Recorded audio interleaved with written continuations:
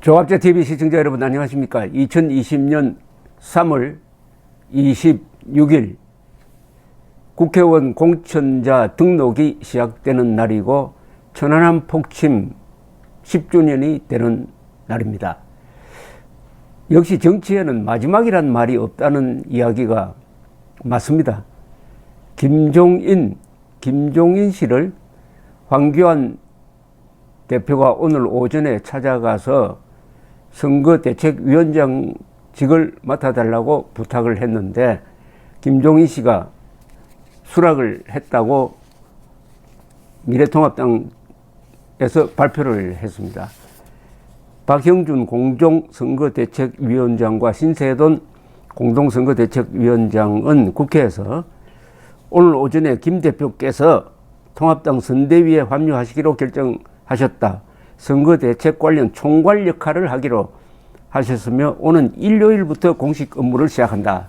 이렇게 발표를 했습니다. 그동안에 황교안 대표가 집을 찾아간 것은 오늘이 처음이었다고 합니다.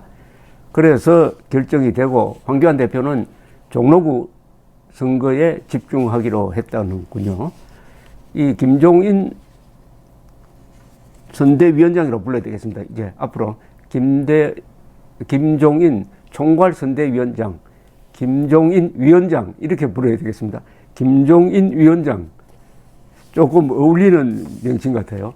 이분 뒤에 많은 직함이 있습니다. 우선 국회의원을 비례대표로 또는 전국구가 비례대표인데 전국구로 몇 번을 했냐면 5번을 했습니다.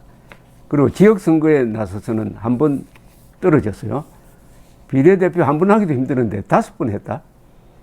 그리고 이분이 모신 대통령이 직무상 모신 대통령이 박정희 대통령은 좀 간접적으로 박정희 대통령, 전두환 대통령, 노태우 대통령, 그리고 노무현 대통령 밑에서 국회의원을 했습니다. 그리고 문재인 대통령과는 문재인 대통령의 집권을 도와준 역할을 했죠. 2016년 더불어민주당 선거대책위원장, 비상대책위원장, 또 당대표로서 이 정권의 3파 역할을 했다고 볼 수가 있습니다.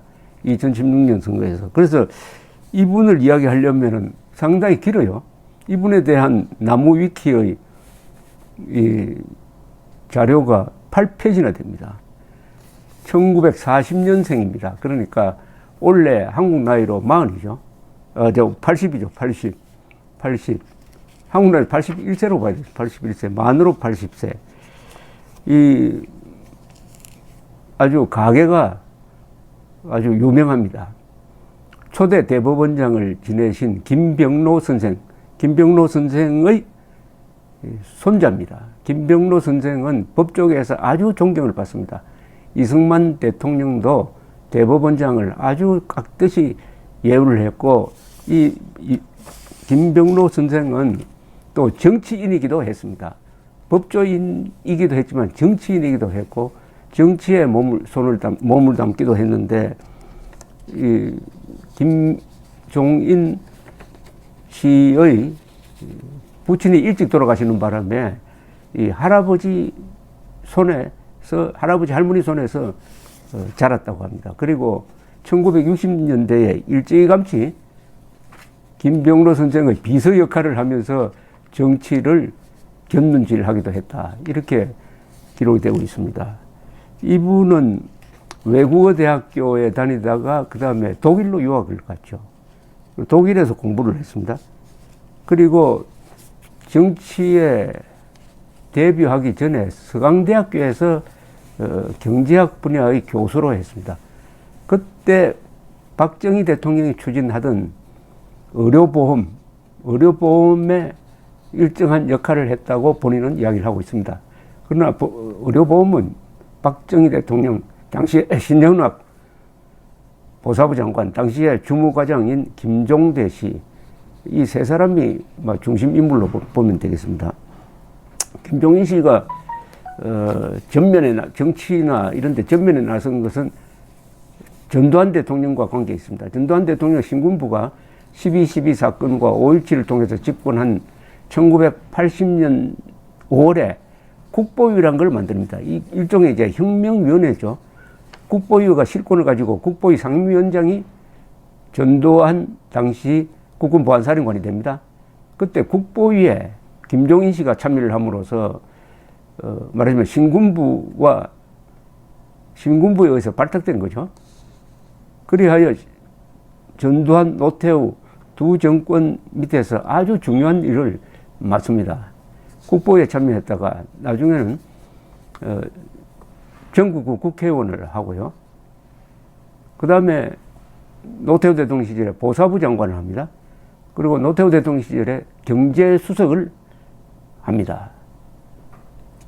그러다 김영삼 정부와는 좀 이게 잘 맞지 않았습니다. 김영삼 정부 때 구속이 되었어요. 동아은행 비자금 사건에 연루돼 가지고 구속돼서 집행유예 4년, 하여튼 깜빵 생활을 했습니다. 그 뒤에 다시 나와 가지고 2004년 3월이니까 노무현 시절입니다. 새천년 민주당에 2004년 3월에 새천년 민주당에 영입되었는데 탄핵 사태로 해서 열린우리당이 급조가 되어서 그쪽이 2004년 선거를 통해서 제1당이 됩니다. 그러나 새천년 민주당 소속으로 국회의원을 쭉 했습니다. 그러다가 2008년에 임기를 마치고 야인 생활을 하다가 박근혜 대통령과 이제 손을 잡습니다. 2011년 12월에 박근혜 대통령이 한나라당 비상대책위원회를 구성할 때 위원으로 선임되고 박근혜 대통령은 김종인 씨가 가지고 있는 이미지가 경제민주화입니다. 이분이 1987년 개헌을 할 때 거기에 경제민주화라는 조항을 집어넣었습니다. 여기에 논란이 많습니다. 경제민주화라는 게 이게 말이 되느냐, 이건 좌파적 사고방식 아니냐. 저도 경제민주화는 말이 안 된다는 입장입니다. 스포츠 민주화, 군대 민주화가 말이 안 되는 것과 마찬가지죠. 어쨌든 박근혜 씨와 인연을 갖고 2012년 9월부터는 박근혜 대통령의 선거운동을 도웁니다. 새누리당 국민행복추진위원회 위원장을 맡았습니다. 그러나 박근혜 대통령이 당선된 이후에는 김종인 씨를 사실은 그들도 보지도 않았습니다. 그래서 나가버렸습니다. 그러다가 또 야인 생활을 하다가 2016년 총선을 앞두고 문재인 대표에 의해서 더불어민주당에 영입되어 가지고 선거대책위원회 위원장, 비상대책위원장으로 그 뒤 약 7개월 동안 활동하면서 4월 총선을 승리로 이끌죠. 이때 이분이 공천권을 갖고 이해찬 씨를 탈락시키는 등 아주 과감한 공천을 했습니다. 그런데 이 총선을 통해서 친문 세력이 주도권을 잡은 다음에는 김종인 씨가 역시 거세되었습니다. 그래서 자기가 승리로 이끈 이 당에서 탈당을 하고 2017년에는 3월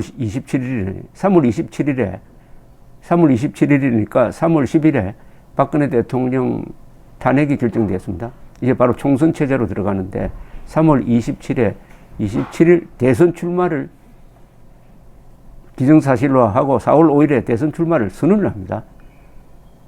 그러다 일주일쯤 지나니까 이게 민심이 따르지 않는다 해서 불출마를 선언하게 됩니다.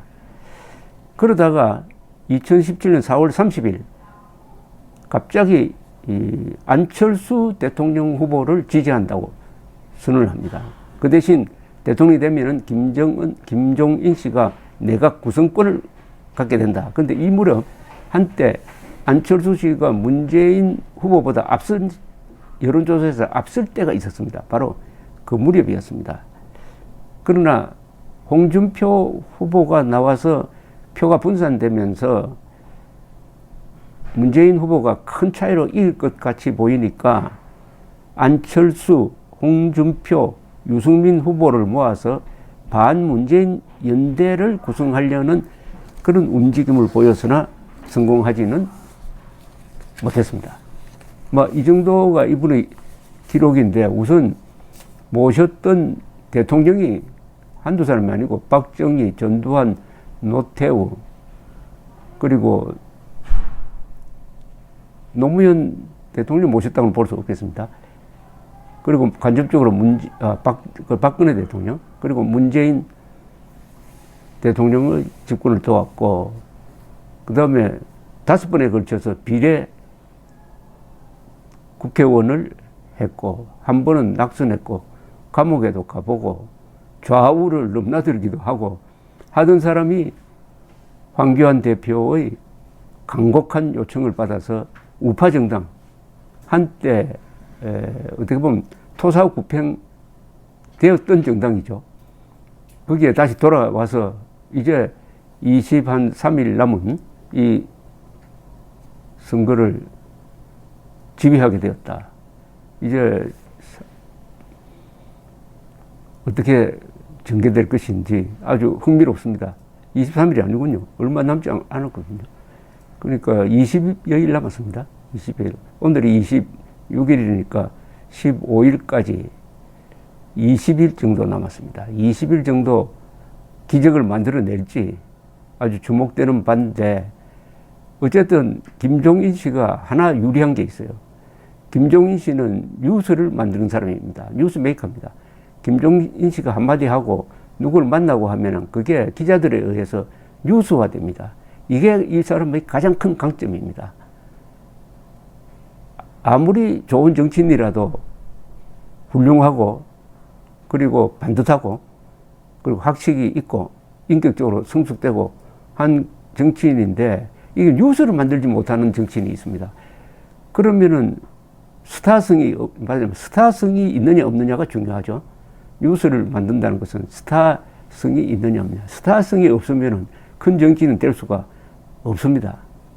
고지식한 정치인은 대통령이 될 수가 없어요. 그런 점에서 김종인 씨는 강점이 있습니다. 그러나 미래통합당의 강령이라든지 이념과 맞느냐?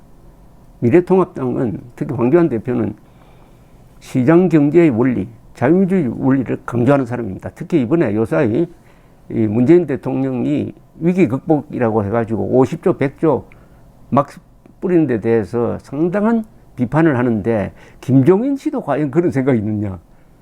김종인 씨는 경제정책이 자유민주주의 시장경제하고는 좀 거리가 멉니다. 그래서 이분이 선거를 총괄을 할 때 이 경제정책, 복지정책에 대해서 무슨 말을 할지, 미래통합당의 기존 노선과 맞지 않는 이야기를 할 가능성이 많은데, 그때 보수 성향의 유권자들이 어떤 반응을 보일지 아주 잠못 궁금해집니다. 저는 이념적으로 맞지 않다고 봅니다. 이념적으로는 맞지 않아요. 그러나 선거는 또 다른 차원의 논리가 있습니다. 선거는 우선 이겨야 합니다. 그리고 김종인 씨가 적어도 친북 세력은 아닙니다. 그리고 대한민국의 정체성과 정통성을 부정하는 사람은 아닙니다. 그러면은 중도라고 봐야 되겠죠. 중도 좌파라고도 볼 수 있는 면이 있습니다.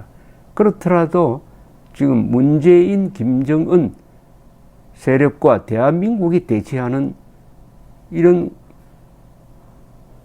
구도에서는 대한민국 편으로 봐야 합니다.